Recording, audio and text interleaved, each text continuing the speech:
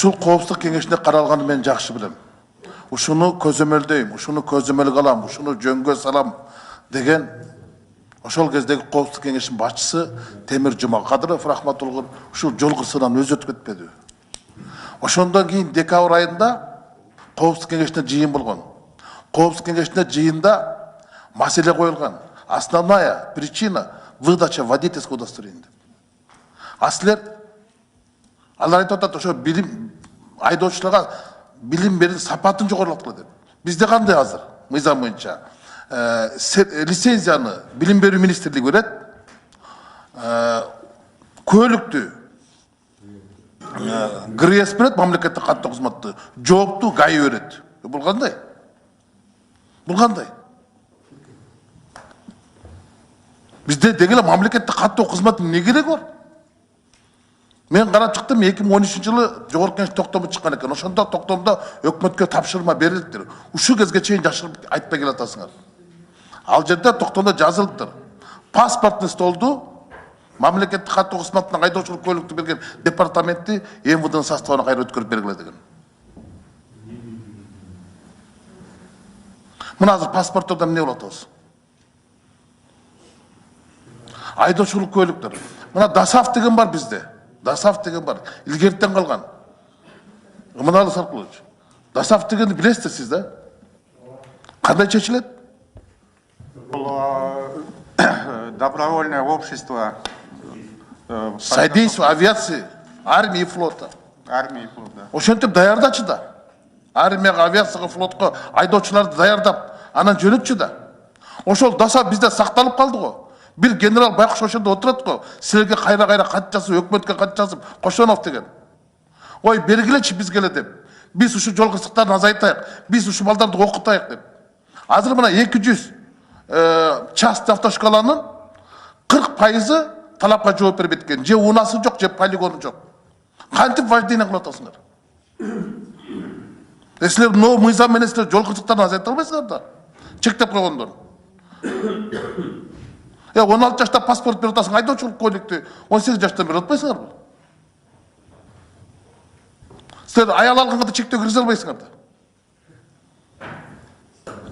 18 жаштан биринчи аял алган, анан экинчи жолу үйлөнгөнгө 5 жылдык стаждан кийин үйлөнөсүңөр. Ошентип мында мыйзам жасап кыла бересиңерби? Уят эмеспи силер ушу? Экинчи жолу ушул мыйзамды биз чекеге чапсак, кайтарып келип киргизип атасыңар. ДАСАФтын райондук, областтык бардыгы сакталып турат. Акысы 7000 сом, берки частныйга караганда 2000 сомго кымбат экен. Турат осал, Иман Сокулович.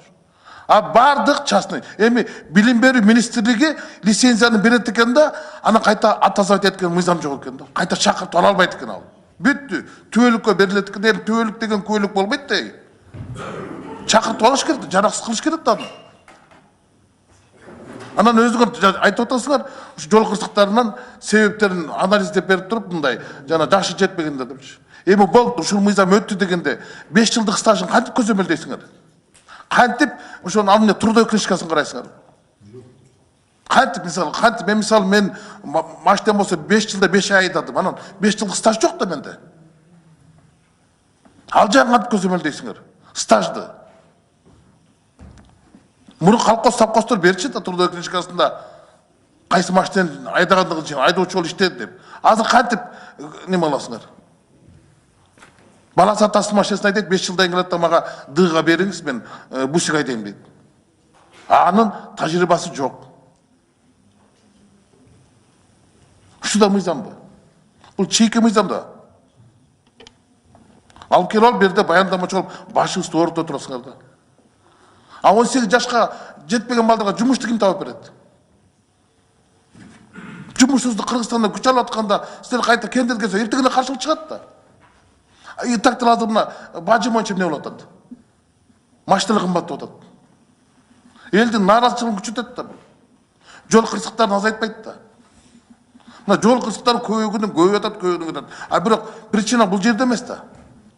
Башкада да мына безопасный город Кыргызстан азайды, 16%га көбөйдү. Адамдардын өлүмү азайды, көбөйгөндөн көбөйүп атат. Бирде ППС кыласыңар, бирде ППМ кыласыңар, кайда бирде ППС, кайда бирде ППМ. Экинчи жол ППМ кылдыңар, азайды, азайган жок. Маселе башка жакта болуп атпайбы? Ушу жана айдоочулукту берген, көлүктү берген, лицензия берген, ошол жөнгө сал деп Коопсуздук кеңешинин 2017 жыл декабрдагы тапшырмасын аткарып, ошентип мыйзам жазып келбейсиңер банан.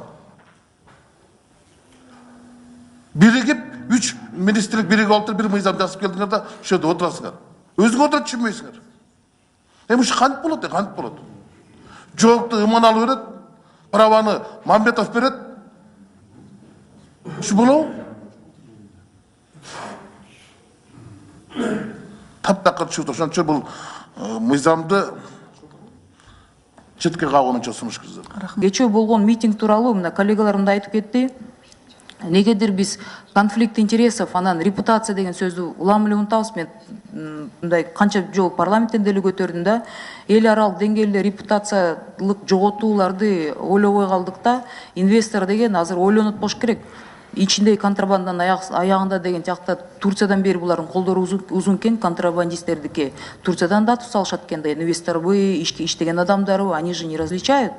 Поэтому могу иш боюнча иш козголду деп атасыңар, буну аягына чыккыла, анан сураныч бул ачык болуш керек. Комиссиялар чогултканда пресса барсын, жарандар барсын, анан ортодо мен да коллегаларыма сунуштайт элем, активисттерди кошкула да. Бизди уже өзүңчө границаларды бекитип карап атасыңар, баарын жабып карап атасыңар деп элде жаман көрүп атат да. Кечээ ызылдаган ошол болуп атат.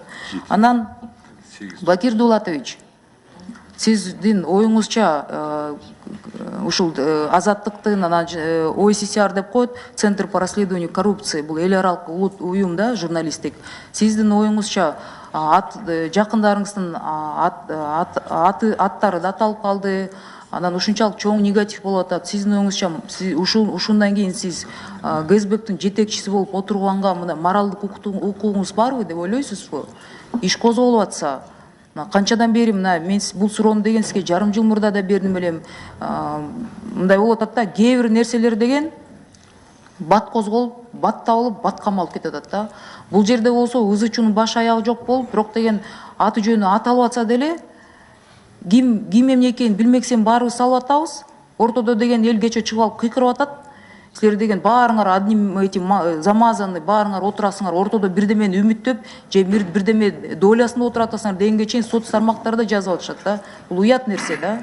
Мен ойлойм, мындай нерселер болуп аткандан кийин, ызы чуу болуп аткандан кийин, биякта коллегам да айтып кетти, пока расследование идет, сиз аралашпаш керексиз да.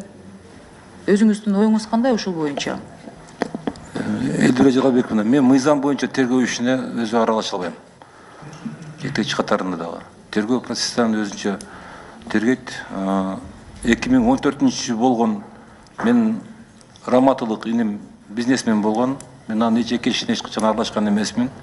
Бизде ушундай тартип бар, алар да менин жумушума аралашпайт. 2014-жылы мен башка системада иштегенмин. Бул нерсе мен териштирип тактап көрдүм. Мен Искендер деген иним болгон, каза болуп калды 2016-жылы. Ошол иним айылда жүргөн кезде Кытай инвесторлору келип, ошол жерде жанагы жергиликтүү жарандардан бир чынчыл тартиптүү балдардан керектебиз деп өздөрү келишкен экен. Инвесторлорчу келип ошол жерде бир токен байлыгын аукционго катышып, менин иними ошол жерге жетекчи бол деп суранган экен.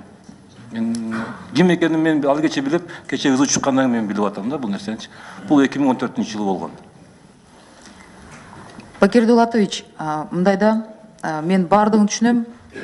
Мен да саясатта жүрүп, маалымат ар кандай бурмаланып кеткен жерлеринде эле көрүп атам. Өзүм деле ошого дуушар болуп атам. Бирок бул жерде деген мындай да, кантип бурмаласак деле баары бир биз күнөөлүү болуп калып атабыз, бийликте отурган баардыгыбыз, депутаттар дагы, сиздер дагы. Мен ойлойм, аягында шек келтирген мамлекет жетекчилерге бул сөз катуу тиет. Эл арасында мындай негативдүү түрдө реакция катуу болуп атат. Анан ортодо жүргөн таптакыр саясатка аралашпаган адамдар деле мындай площадька чыкканы бул мындай кызыктуу нерсе да. Анан буга чейин деле биз канча нерселерди көрүп жүрдүк элек.